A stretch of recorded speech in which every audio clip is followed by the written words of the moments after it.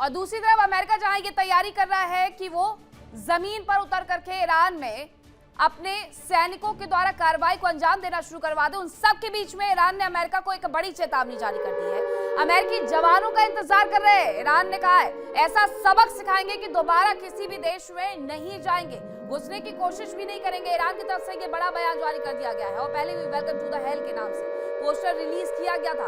अब एक बार फिर से ईरान की अमेरिका को ये बड़ी चेतावनी सुनने को मिली है, जहां ये कहा गया कि अमेरिकी जवानों का हम इंतजार कर रहे हैं, ऐसा सबक सिखाएंगे कि वो दोबारा किसी देश में नहीं जाएंगे। लेकिन ट्रंप को इस बात से क्या डर लगता है? कौन सा ट्रंप को जाकर के खुद से वहां पर लड़ना है?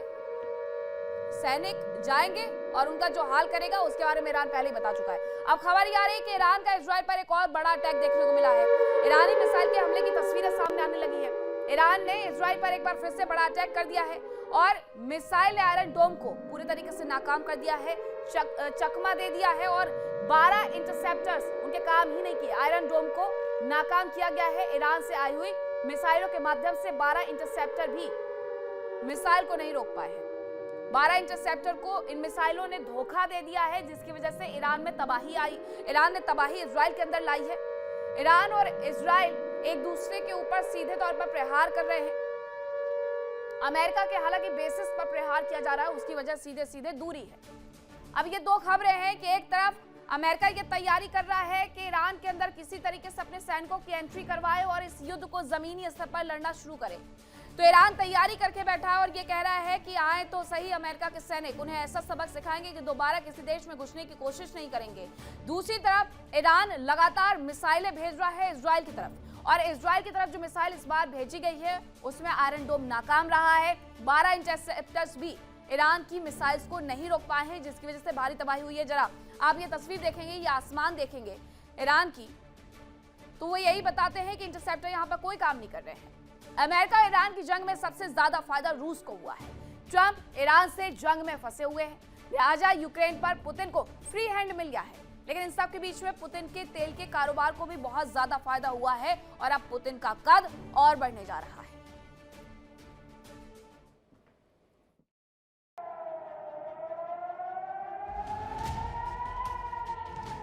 साल 2026 पुतिन के लिए काफी बेहतर साबित हो रहा है। जहां एक और यूक्रेन के मोर्चे पर रूस को बड़ी कामयाबी मिल रही है, तो वहीं जेलेंस्की के सहयोगी यूरोपीय देश अमेरिका के साथ विवाद में उलझ गए हैं। ट्रंप पहले ग्रीनलैंड के मुद्दे पर और फिर ईरान से जंग में उलझ गए।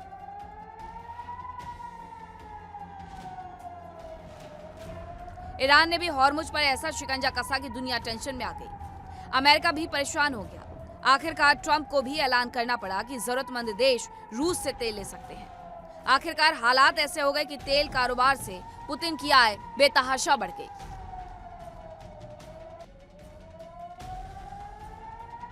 ईरान हॉर्मुज पर नियंत्रण छोड़ने को तैयार नहीं है। दुनिया से वो खुद डील करना चाह रहा है। हॉर्मुज को लेकर विवाद सुलझता नहीं दिख रहा, जिसके बाद खबर है कि शांति स्थापित करने के लिए राष्ट्रपति पुतिन एक्टिव हो गए हैं। पुतिन का कहना है कि वो इसे जल्द ठीक कर सकते हैं।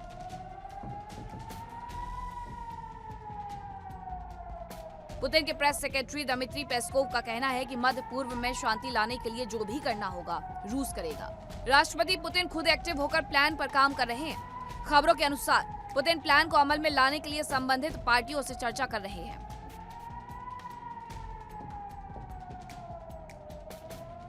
इस बीच खबर है कि खाड़ी देश भी अमेरिका से दूर होते जा रहे हैं। सऊदी अरब के क्राउन प्रिंस मोहम्मद बिन सलमान ने रूस के राष्ट्रपति व्लादिमीर पुतिन से फोन पर बातचीत की। ट्रंप के संबोधन के बाद यह संपर्क नए कूटनीतिक संकेत दे रहा है। बताया जा रहा है कि दोनों नेताओं ने मिडिल ईस्ट संकट, ऊर्जा सुरक्षा और युद्ध विराम पर चर्चा की।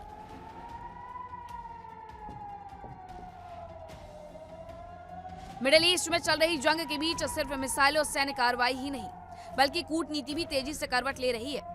बदलते माहौल में सऊदी अरब के क्राउन प्रिंस मोहम्मद बिन सलमान और रूस के राष्ट्रपति व्लादिमीर पुतिन के बीच हुई फोन कॉल ने वैश्विक राजनीति में नए संकेत दिए हैं।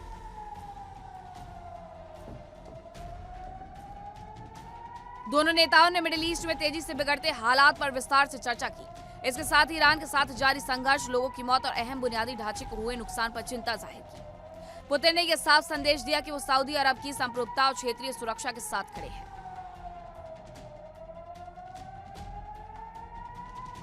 सबसे अहम बात यह रही कि दोनों नेताओं ने सैन्य समाधान की बजाय कूटनीतिक रास्ते पर जोर दिया।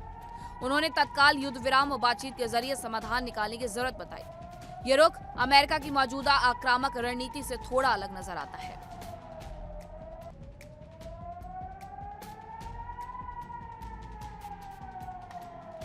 सऊदी प्रिंस और पुतिन के बीच की वार्ता बेहद अहम मानी जा रही है, क्योंकि सऊदी अरब अब तक अमेरिका का बड़ा सहयोगी रहा है।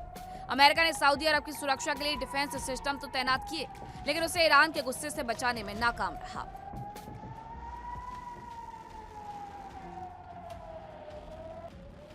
Bureau report, India daily.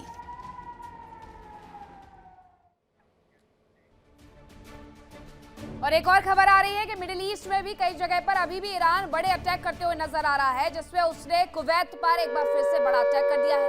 Kuwait पर हालांकि बहुत पहले से वो अटैक कर रहा है, लेकिन इस बार जो हमला उसकी तरफ से किया गया है वो बताया ये जा रहा है कि रिफाइनरी पर किया गया है। ये रिफाइनरी पर जो ड्रोन से हमला किया गया है उसमें मीना अल अहमदी रिफाइनरी पर अटैक की वजह से कई यूनिट्स में आग लगने की खबर है। जरा ये तस्वीर आपको दिखा देते हैं कि कुवैत में जिस रिफाइनरी पर हमला किया गया है उसमें आग इस तरीके से लगी है कि अब इसे कुछ वक्त के लिए तो बंद करना ही पड़ेगा। कुवैत का व्यापार हो, सऊदी अरेबिया का व्यापार हो, हर जगह पर चोट पहुंचाई जा रही है रिफाइनरियों पर हमला करके। ये कहा जा रहा है बार बार ईरान की तरफ से कि हम उन जगहों को निशाना बना रहे हैं जहां पर अमेरिका के बेस बने हुए। अब ये तेल रिफाइनरी में कौन सा अमेरिका का बेस बना हुआ है ये ईरान भी नहीं समझा पा रहा है। ईरान बहरीन से लेकर के कुवैत तक, सऊदी अरब तक, दुबई तक हर जगह इस तरीके से हमले करते हुए नजर आ रहा है, जिसकी वजह से इन देशों की भी आर्थिक तौर पर कमर टूट चुकी है। हालांकि बार बार ट्रंप की तरफ से ये कहा जा रहा है कि कोई और देश इस युद्ध में ना उतरे। इस बीच एक और बड़ी खबर आ रही है, उसका भी रुख कर लेते हैं।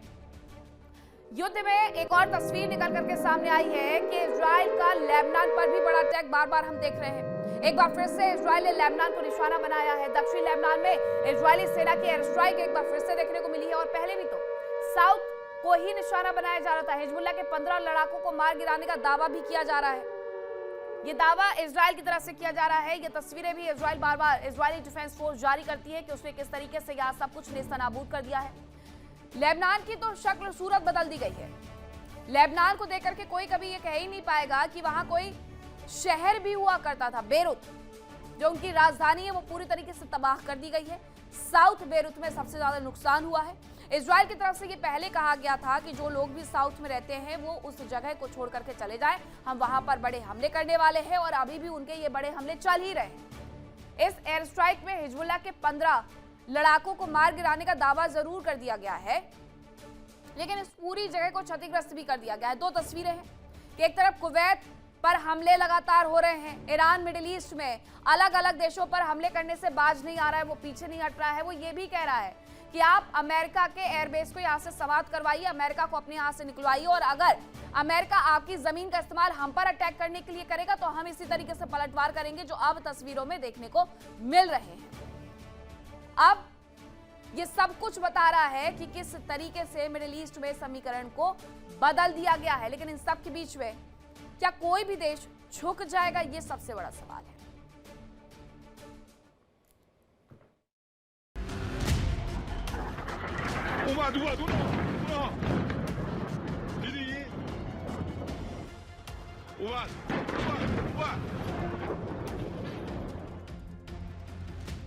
अमेरिका और इजरायल का पहला टारगेट था ईरान का परमाणु कार्यक्रम नष्ट करना। अपने इस लक्ष्य में अमेरिका और इजरायल फेल साबित हो गए। अमेरिका अभी तक ईरान के 60% तक संवर्धित 440 किलो यूरेनियम का पता नहीं लगा पाया।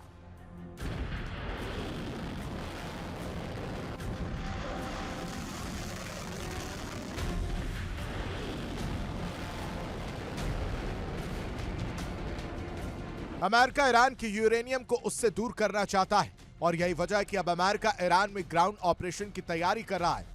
हालांकि उसके इस कदम को विशेषज्ञ बेहद जोखिम भरा मान रहे हैं। बताया जा रहा है कि राष्ट्रपति ट्रंप ने ईरान के खिलाफ एक ऐसा हाई रिस्क मिशन तैयार किया है जिसके मुताबिक अमेरिका की 82वीं एयरबोर्न डिवीजन समेत हजारों जवानों को ईरान के इस्फहान और नतांज जैसे परमाणु केंद्रों में घुसकर वहां मलबे में दबे करीब 440 किलो संवर्धित यूरेनियम को जब्त करने का आदेश दिया जा सकता है।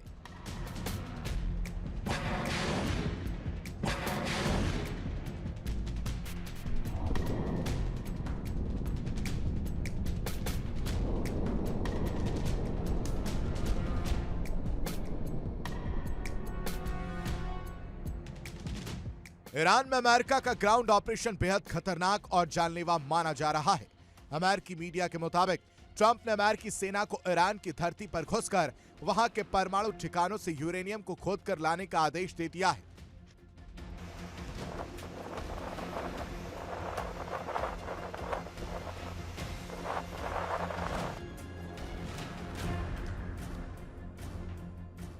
सैनिकों को वहां जाकर एक सुरक्षा घेरा बनाना होगा। साथ ही वहां एक अस्थायी हवाई पट्टी भी तैयार करनी होगी, जिससे वहां खुदाई की भारी मशीनें, क्रेन और रेडिएशन एक्सपर्ट्स पहुंचेंगे। ये पूरा सेटअप ईरान के अंदर एक छोटे अमेरिकी सैन्य बेस जैसा दिखेगा, जिसे हफ्तों तक ईरानी मिसाइलों और ड्रोन हमलों के बीच अपना बचाव करना होगा।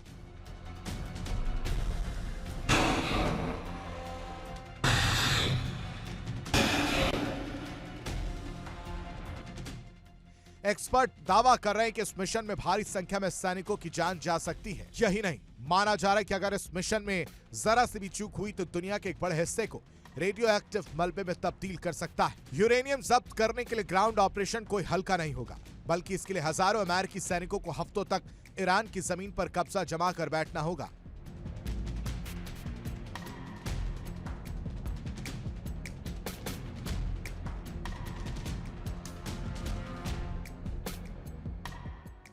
बताया जा रहा है कि ईरान का यूरेनियम हेक्साफ्लोराइड गैस के रूप में है।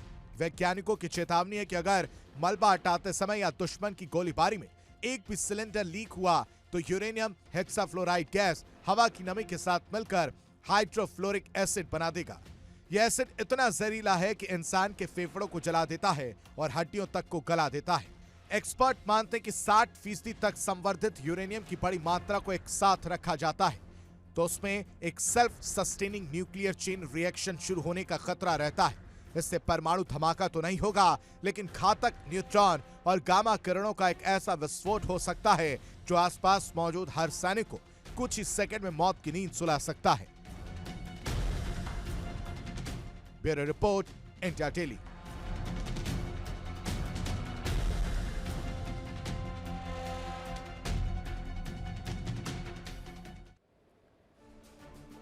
यूएस के राष्ट्रपति डोनाल्ड ट्रंप पूरी दुनिया के सामने आए। संबोधित करते हुए ये कह गए कि 2 से 3 हफ्ते युद्ध और चलेगा, लेकिन इन 2 से 3 हफ्तों के भीतर ये सोचा जा रहा है कि क्या अब ग्राउंड ऑपरेशन शुरू होने वाला है। हालांकि यूएस के सामने मुश्किलें बहुत है ग्राउंड ऑपरेशन को लेकर के। अब वो कौन कौन सी मुश्किलें हैं जरा वो जान लीजिए। ईरान के कुदरती कवच सबसे बड़ी मुश्किल यही है अमेरिका के लिए। ईरान का क्षेत्रफल लगभग 16.5 लाख वर्ग किलोमीटर का है। पश्चिम और दक्षिण पश्चिम में जाग्रोस पर्वत श्रृंखलाएं हैं जो उनकी रक्षा करते हैं। इराक की सीमा से सटे इलाकों में एक प्राकृतिक दीवार लगती है और ईरान के उत्तर में अल्बोज की पहाड़ियां मौजूद हैं। यानी कि सुरक्षा का जो एक घेरा है वो प्रकृति ने ही बना रखा है। अब मध्य में दश्ते कावीर है और दश्ते लुत रेगिस्तान है। इस रेगिस्तान में सेना के लिए लॉजिस्टिक सपोर्ट ले जाना बहुत ज्यादा मुश्किल हो जाएगा। और इतना ही नहीं, अमेरिकियों को भीषण गर्मी की आदत नहीं होती है, लेकिन रेगिस्तान में भीषण गर्मी और पानी की कमी से यूएस आर्मी की मुश्किलें बढ़ सकती है। ईरान में भारी टैंक और बख्तरबंद गाड़ियां चला पाना मुश्किल है, इसलिए भी उनकी ये मुश्किलें और ज्यादा बढ़ जाएंगी, क्योंकि सब कुछ उन्हें पैदल ही करना होगा।